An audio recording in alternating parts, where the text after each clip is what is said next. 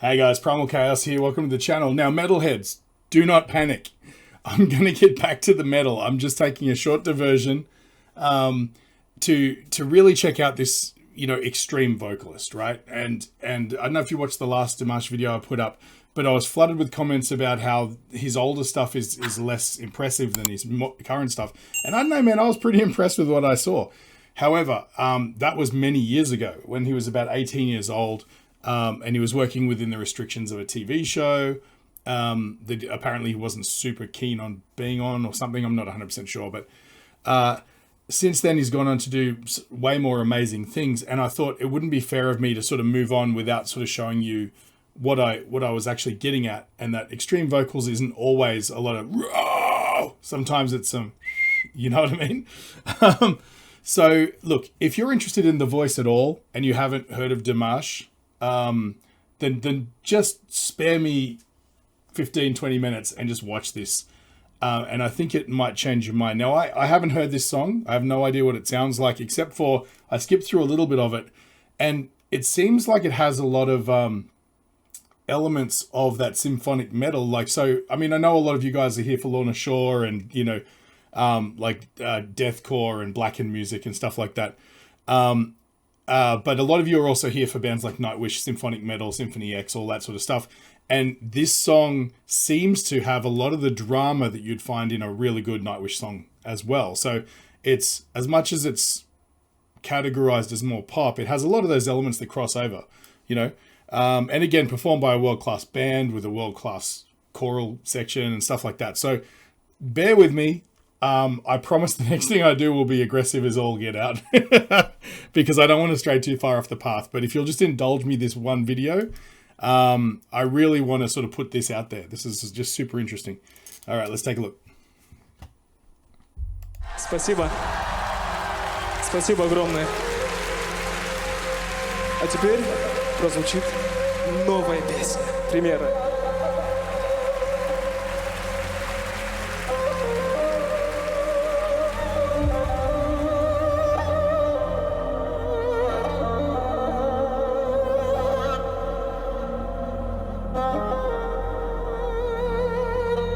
That's cool.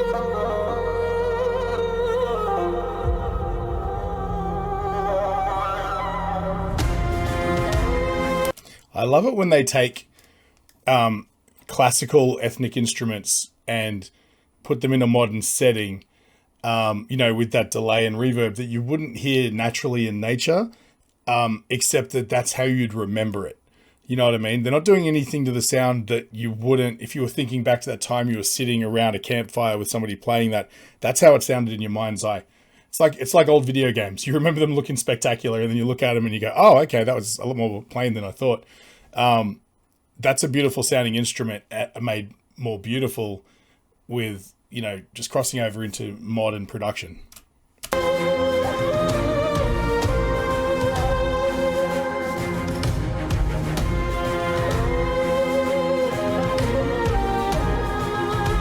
Production's ramped up to 11.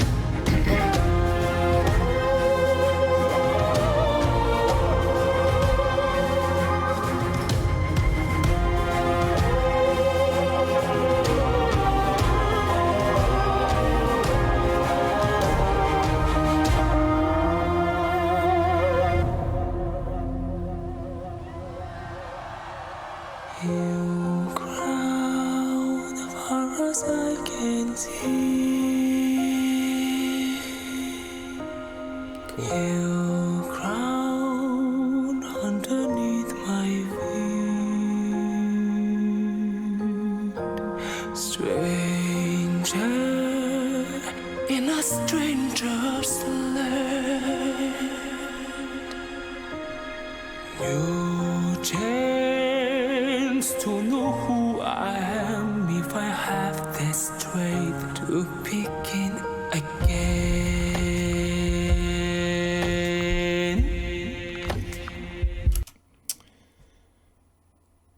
Just how effortlessly he switches between that breathy voice into more of a full voice. He's got more in him, but it's just so beautiful, that transition. He makes, the thing that people love about Dimash is, sure, you know, you guys have filled me in with his vocal range specs and all that sort of stuff. I don't care about that so much as what you hear on stage.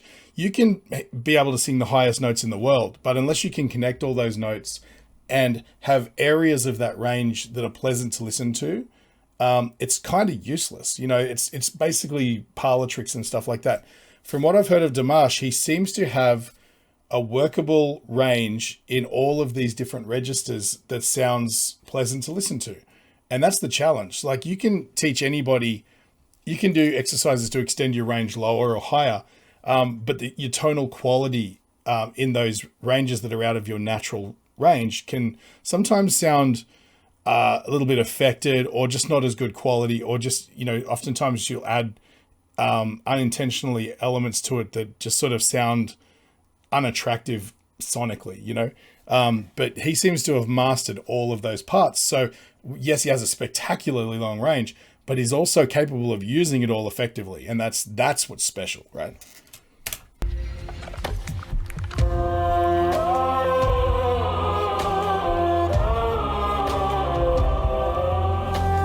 You gotta love music production from Asian cultures. They bring so much drama.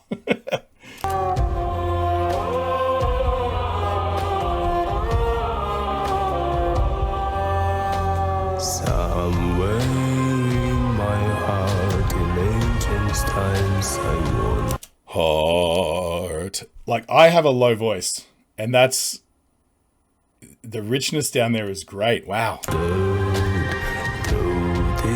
these valleys I have climbed them on this hills. Faces from us, and how deep are their memories. I've said lost, I've lost, I feel them in this sea. You come far as I can see. Now we've gone opera.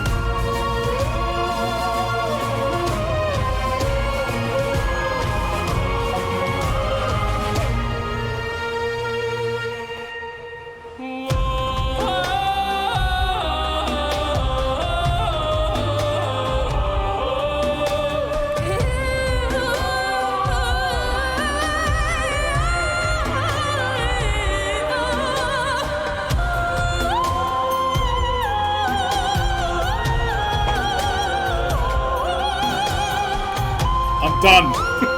Jeez. Sorry, I gotta go back.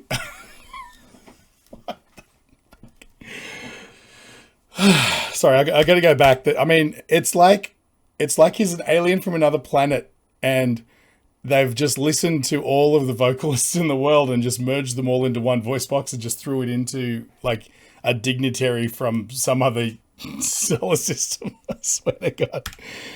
Oh, just the freedom of that voice to just hang on. I gotta go back more.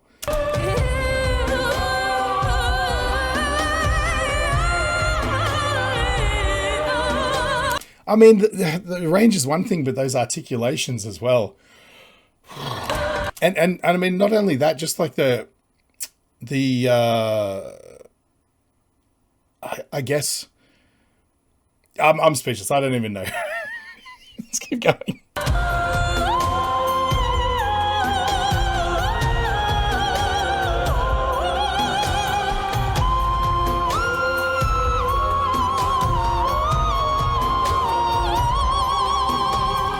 Now let's remember that he started down there somewhere. New crown far as I can see. New ground underneath my feet. Stranger in a stranger's land. you see what I was getting at with where this could easily have been an album track on like a Nightwish album, right? Like a lot of times Tomas likes to use like world instruments and stuff like that to add a lot of texture, to give that kind of fantasy, exploratory kind of thing where you feel like you're in a foreign place and it sort of sweeps you away. That's what's going on here. And that's what I mean when I flick through. This is what I was kind of hearing. And I'm like, man, this sounds like it could be a Nightwish song. I'm just expecting Juka to come in with dum dum dum, or something like that. In a stranger's land. Wow, have a listen to that delay. That's so beautiful. You'll hear it in either side of your ears. It's the echo behind his voice.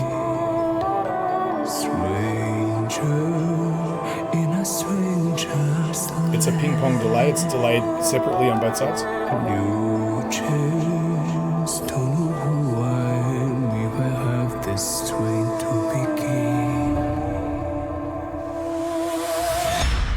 You cry as I can see. You cry underneath my feet. Stranger in a stranger's land. You change to know who I am.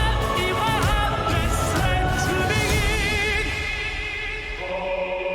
Again, I'm no vocal expert, right? And someone here is going to correct me, but that whole portion there sounded like a tenor belt, where they sort of, you always can tell because it's like they're throwing the notes up into here, and it's just resonating out through their nose and the upper palate. It always seems like a little bit sort of balancing on a wire. It feel like it could fall off. And that's what's beautiful about it, because you need to have an extreme amount of control to be able to throw those notes up there and have them stick. But it seemed like the tonal color of it seemed a lot higher than what it would be for a normal tenor. And that's just to my ears. It could just be the timbre of his voice. But I'd be interested to know if those parts sort of fall into the category of the tenor range, sorry. Because again, I'm an imbecile. I don't know any of this stuff. To me, it sounds like tenors typically sing high like that, but it seemed maybe too effortless for how high that was.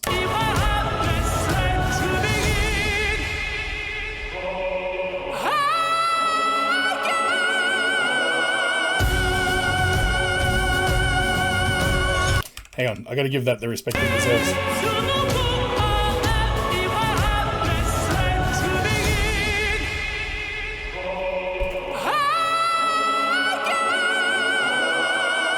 Sorry.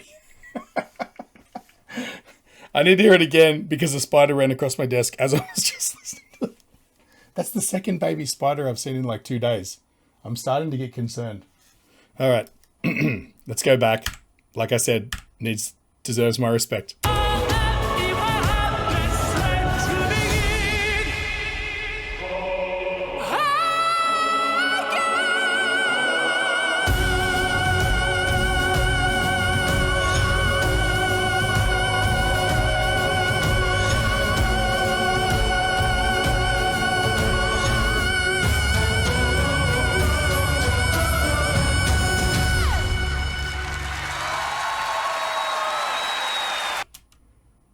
What a great note,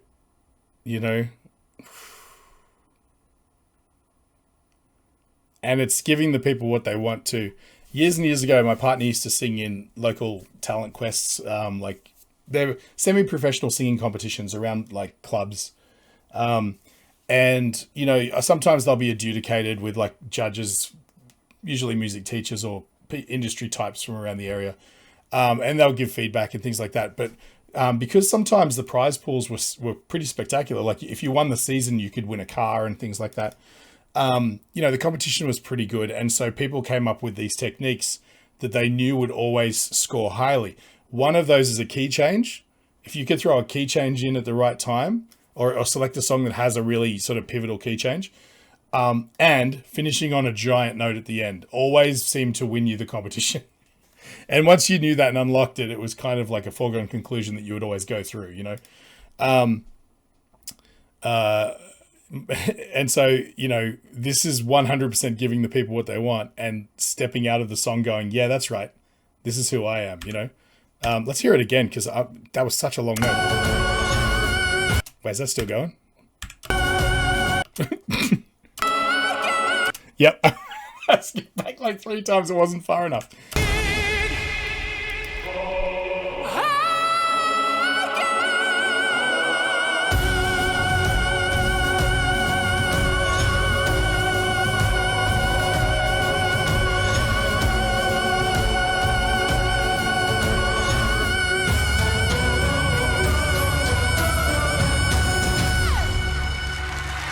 Yeah, he wasn't going to let up until the band was done. That's super impressive. Wow. And the other thing is the confidence, the self-confidence to know that you can pull that off at the end of the song. And I mean, the other thing that a lot of people probably talk about, I assume, is his vocal acuity is stunning. Like there's never any sliding up to a note. It's always bam on the note. Every single time, unless it's for effect. You know, you can move around in notes and things like that, but a lot of singers tend to sort of, because they don't want to overshoot the note, they'll come in a little flat and bring it up, you know, imperceptibly. But this guy just doesn't. He's a robot. He's 100%. He's the Metatron. He's the voice of God sent down to speak to the people in a way that we can understand. I think that's the end.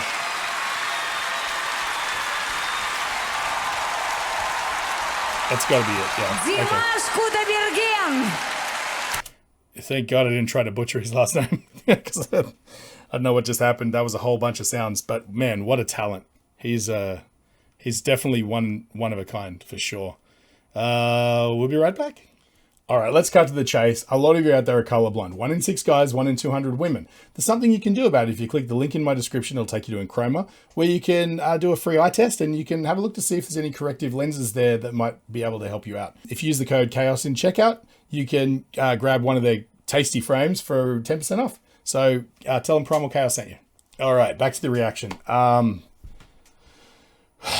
Yeah, I mean, I knew he was talented and I knew he was good, so that's not really a surprise. But it's another thing to sort of sit there and analyze it and hear it in context and stuff like that.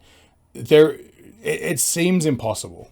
I mean, there's plenty of talented singers out there. Everybody knows about Mariah Carey and her alleged 8-octave range and all this sort of stuff and whistle register. But again, it's one of those things where, sure, she can hit some high whistle notes and she has a nice range and a great voice and all that sort of stuff, but you can tell a lot of her range doesn't get used, and that might be possibly because parts of it just don't sound all that great. I'm not swearing. I swear to God, if you're a Mariah Carey fan, don't come at me. But let's be honest, she typically has a typical Mariah Carey voice and then some whistle notes, and she does have a spectacular range, and there's a reason she's Mariah Carey. But what I was getting at with Dimash is he seems to have found his voice in every one of those ranges.